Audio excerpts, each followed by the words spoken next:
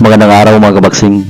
So nagharap na nga po kanina sa unang pagkakataon ang ating WBC Minimum Weight World Champion na si Melvin Gringo Jerusalem at ang kanyang challenger na undefeated na Mexicano na si Luis Castillo para sa kanilang laban na gaganapin ngayong darating na linggo, September 22 sa Mandaluyong City, kung saan ididipinsa ni Jerusalem ang kanyang WBC belt.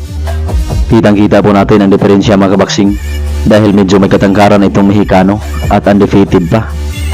So hindi basta-basta itong paparating na pagdepensa ni Jerusalem mga kabaksing ngayong darating na linggo dahil medyo may kabigatan din ang mga kamaon itong si Castillo.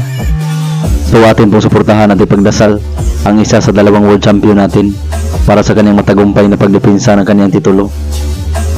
Samantalang sa ibang balita mga kabaksing ay hindi din po pinalad kahapon sa kanyang laban na naganap sa Afrika ang ating pambatong si Genesis Libranza, kung saan tinalo siya sa Afrikano na si Landolin ng Shiki via TKO sa round 5, kung saan isang body shot ang pinakawala ng Afrikano na si Shiki na nagresulta ng kanyang pagkatalo.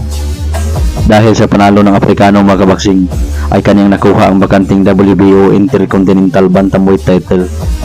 Matatandaan natin mga kabaksing na tinalo din ni Shiki ang isa pa nating Pinoy na pambato na si Gerald Paklar noong nakarang Hunyo sa kanilang laban via knockout.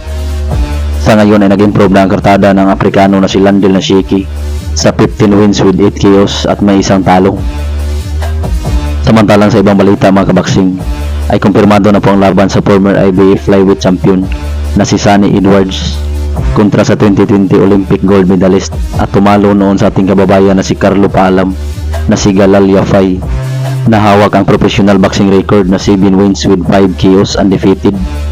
Samantalang ang former world champion na si Sunny Edwards ay may 21 wins with 4 KOs at may isang talo. Ang nasabing bakbakan ay gaganapin ngayong darating na November 30 sa Birmingham, England.